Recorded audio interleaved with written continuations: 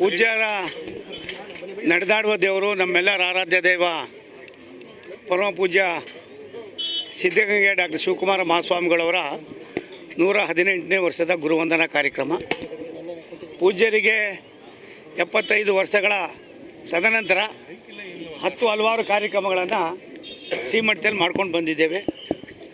ಅವರ ಅಗಲಿಕೆ ಅನ್ನೋದಕ್ಕಿಂತ ಹೆಚ್ಚಾಗಿ ಎಲ್ಲಿವರೆಗೆ ಸೂರ್ಯ ಚಂದ್ರ ಇರ್ತಾರೋ ಅಲ್ಲಿವರೆಗೂ ಶ್ರೀಗಳವರು ಶ್ರೀಮಠದ ಭಕ್ತರನ್ನು, ಶ್ರೀಮಠ ಅವ್ರು ಕೊಟ್ಟಂಥ ಅಪಾರವಾದ ಕೊಡುಗೆಯನ್ನು ಮುಂದಿನ ದಿನಗಳಿಗೂ ಕೂಡ ಪರಿಚಯಿಸ್ತಕ್ಕಂಥ ಪವಿತ್ರವಾದ ಕೆಲಸವನ್ನು ಇವತ್ತಿನ ಶ್ರೀಗಳವರು ಮಾಡ್ತಾಯಿದ್ದಾರೆ. ನಾನು ಅವರಲ್ಲಿ ಪ್ರಾರ್ಥನೆ ಮಾಡೋದು ಇಷ್ಟೇ, ಎಲ್ಲಿವರೆಗೆ ಪ್ರಪಂಚ ಇರ್ತದೋ ಅಲ್ಲಿವರೆಗೂ ತಾವು ಇಂಥ ಬಡವರನ್ನು, ಧ್ವನಿ ಇಲ್ಲದ, ಆಸರೆ ಇಲ್ಲದ ಎಲ್ಲ ವರ್ಗದ ಮಕ್ಕಳಿಗೆ ವಿದ್ಯಾದಾನವನ್ನು, ಅನ್ನದಾಸೋಹವನ್ನು ಕೊಡೋದ್ರ ಮುಖೇನ ವಿಶ್ವದಲ್ಲಿ ಒಂದು ದೊಡ್ಡ ಸಂದೇಶವನ್ನು ಕೊಟ್ಟಿರ್ತಕ್ಕಂಥ ಪವಾಡ ಪುರುಷರು. ತಮ್ಮ ದೂರದೃಷ್ಟಿಯ ಚಿಂತನೆ, ತಾವು ಕೊಟ್ಟಂಥ ಕಾರ್ಯಕ್ರಮ ಕೈಂಕರ್ಯ ಮುಂದೆಯೂ ಕೂಡ ಮುಂದುವರ್ಸ್ಕೊಂಡು ಹೋಗೋದಕ್ಕೆ ನಿಮ್ಮ ಕೃಪಾಶೀರ್ವಾದ ಎಲ್ಲರ ಮೇಲೆ ಇರಲಿ ಅಂತ ಪ್ರಾರ್ಥನೆ ಮಾಡ್ತೀವಿ. ಶ್ರೀಗಳಿಗೆ ಭಾರತ ರತ್ನ ಕೊಡಬೇಕು ಅನ್ನೋದು ಹಲವು ಭಕ್ತರು ಒಂದು ನಾವೆಲ್ಲರೂ ಕೂಡ ಬಯಸ್ತೀವಿ. ಅನೇಕರು ಅನೇಕ ರೀತಿಯ ವ್ಯಾಖ್ಯಾನಗಳನ್ನು ಮಾಡ್ತಾರೆ. ಒಂದು ಭಾರತ ಸರ್ಕಾರ ಶ್ರೀಗಳವರಿಗೆ, ಶ್ರೀಮಠಕ್ಕೆ ವಿಶೇಷವಾದ ಆಸಕ್ತಿಯನ್ನು, ಕಾಳಜಿಯನ್ನು, ಅಭಿರುಚಿಯನ್ನು ಮತ್ತು ಭಕ್ತಿಯನ್ನು ಉಳ್ಳಿರ್ತಕ್ಕಂಥದ್ದು ನಮ್ಮೆಲ್ಲರ ನೆಚ್ಚಿನ ಪ್ರಧಾನಮಂತ್ರಿ ನರೇಂದ್ರ ಮೋದಿಯವರು. ಶ್ರೀಮಠಕ್ಕೆ ಶ್ರೀಗಳಿದ್ದಾಗೇ 2-3 ಬಾರಿ ಬಂದು ಶ್ರೀಗಳವರ ಆಶೀರ್ವಾದವನ್ನು ಪಡೆದಿದ್ದಾರೆ. ವಿಶೇಷವಾದ ಅನೇಕ ಸಂದರ್ಭದಲ್ಲಿ ಬಂದಿದ್ದಾರೆ. ತದನಂತರ ಗದ್ದಿಗೆಗೂ ಕೂಡ ಬಂದು ದರ್ಶನವನ್ನು ಪಡೆದಿದ್ದಾರೆ. ರಾಷ್ಟ್ರದ ಪ್ರಧಾನಮಂತ್ರಿಗಳು, ರಾಷ್ಟ್ರದ ಗೃಹ ಮಂತ್ರಿಗಳು, ಇವತ್ತು ರಾಷ್ಟ್ರದ ರಕ್ಷಣಾ ಮಂತ್ರಿಗಳು ಪ್ರಾಯಶಃ ಯಾವುದಾದ್ರೂ ಒಂದು ಮಠಕ್ಕೆ ಒಬ್ಬರೆಲ್ಲ ಒಬ್ಬರು ಬರ್ತಾ ಇದ್ದಾರೆ ಅಂದರೆ ಅದು ಸಿದ್ಧಗಂಗಾ ಮಠ. ಶ್ರೀಮಠದಲ್ಲಿ ಪೂಜ್ಯರು ಇವತ್ತು ಕೂಡ ಇದ್ದಾರೆ.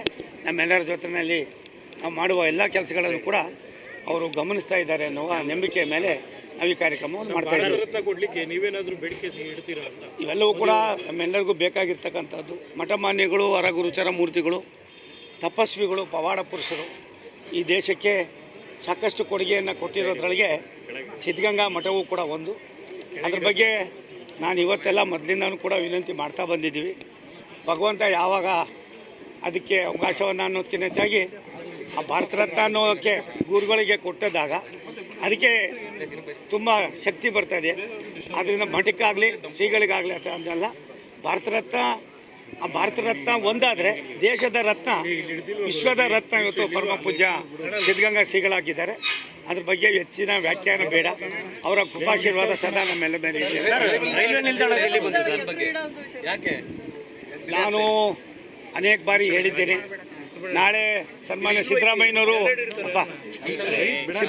ನಾಳೆ ದೆಹಲಿಗೆ ಬರ್ತಾ ಇದ್ದಾರೆ ಕರ್ನಾಟಕ ಭವನ ಉದ್ಘಾಟನೆ ಮಾಡೋಕ್ಕೆ. ನಾನು ಕೂಡ ಅಲ್ಲಿ ಹೋಗ್ತಾ ಇದ್ದೀನಿ. ಹೇಳ್ತೀನಿ, ಭಾರತ ಸರ್ಕಾರ, ಜಾಗ ನಮ್ಮದು, ಖರ್ಚು ಮಾಡೋದು ಭಾರತ ಸರ್ಕಾರ, ರೈಲ್ವೆ ಸ್ಟೇಷನ್ ಮಾಡೋದು ನಾವು.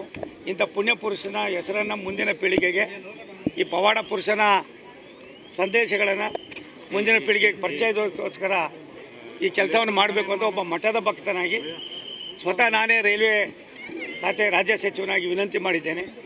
ಸಿದ್ದರಾಮಯ್ಯನವ್ರಿಗೂ ಇನ್ನೂ ಯಾಕೆ ಅದ್ರ ಬಗ್ಗೆ ಆ ಫೈಲ್ ನೋಡಿದ್ದಾರೆ ಇಲ್ಲೋ ಗೊತ್ತಿಲ್ಲ. ನಾನು ಇವತ್ತು ಪರಮೇಶ್ವರ್ ಅವರು, ರಾಜಣ್ಣ ಬರ್ತಾರೆ, DK ಶಿವಕುಮಾರ್ ಬರ್ತಾರೆ, ಅವ್ರ ಗಮನಕ್ಕೆ ತರ್ತೀನಿ. ನಾಳೆ ನಾನೇ ಸ್ವತಃ ಮುಖ್ಯಮಂತ್ರಿಗಳನ್ನ ಡೆಲ್ಲಿಯಲ್ಲಿ ಭೇಟಿ ಮಾಡ್ತೀನಿ. 5 ತಿಂಗಳ ಮೇಲಾಗಿದೆ, ಅದೆಲ್ಲ ಬರ್ತದೆ. ನಾನು ಅದಕ್ಕೆ ಉಪ್ಪು ಖಾರ ಹಾಕೋ ಪರಿಸ್ಥಿತಿಯಲ್ಲಿ ನಾನಲ್ಲ. ನಾನು 50 ವರ್ಷ ನನ್ನದೇ ಆದಂಥ ದೃಷ್ಟಿಯಲ್ಲಿ ಇದ್ದೇನೆ. ಶ್ರೀಮಠ ಯಾರಿಗೂ ಸೀಮಿತ ಅಲ್ಲ. ಶ್ರೀಮಠ ಇಲ್ಲಿ ಬರ್ತಕ್ಕಂಥ ಎಲ್ಲರಿಗೂ ಕೂಡ ಸಮಾನತೆಯನ್ನು ಕೊಡುವುದರ ಮುಖೇನ ಸಂಸ್ಕಾರವನ್ನು, ಯಾವ ರೀತಿ ನಾವು ಜೀವನ ಸಾಗಿಸ್ಬೋದು ಅನ್ನೋದನ್ನು ಎಲ್ಲರಿಗೂ ಕೊಟ್ಟಿದ್ದಾರೆ. ಆದ್ದರಿಂದ ಅವರು ಮಾಡೋದು ಬಿಡೋದು ಅನ್ನೋದಕ್ಕಿಂತ ಹೆಚ್ಚಾಗಿ ಯಾವ್ಯಾವ ಕಾಲದಲ್ಲಿ ಏನೇನಾಗಬೇಕು ಅದಾಯ್ತದೆ.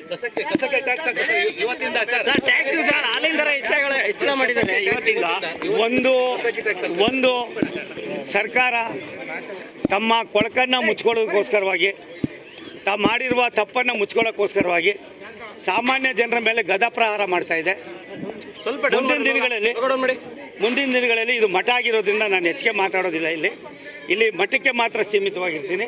ಇದೊಂದು ಪವಿತ್ರವಾದ ಸ್ಥಳ. ಈ ಸ್ಥಳದಲ್ಲಿ ಏನು ಹೇಳಬೇಕು ಹೇಳಿದ್ದೀನಿ. ಒಂದು ಸತ್ಯ, ತುಂಬ ವರ್ಷಗಳು, ತುಂಬ ದಿನಗಳು ಜನರಿಗೆ ಕಣ್ಣಿಗೆ ಮಣ್ಣೇರ್ಸ್ತಕ್ಕಂಥ ಕೆಲಸ ಏನಿದೆ ಇದು ಮಾಡೋದ್ರಿಂದ ಏನು ದುಷ್ಪರಿಣಾಮ ಆಯ್ತದೆ ಅನ್ನೋದು ನಾವು ಅರ್ಥ ಮಾಡಿಕೊಂಡು ಎಲ್ಲದಕ್ಕೂ ಆಗಲಿ, ಟೋಲ್ ಸಂಗ್ರಹಕ್ಕೂ ಕೂಡ 5% ಸೆಸ್ ನೀವರಾಗಿ ಜಾಸ್ತಿ ಮಾಡ್ಕೋತಾರೆ. ಇವೆಲ್ಲ ಒಂದು ರೀತಿ ನೋವಿನ ಸಂಗತಿ. ಅನಾವಶ್ಯಕವಾಗಿ ಏನೋ ಮಾಡೋಕ್ಕೋಗಿ ಏನೋ ಮಾಡಿಕೊಂಡು ತೊಳಲಾಟದಲ್ಲಿ ಈ ಸರ್ಕಾರ ಇದೆ.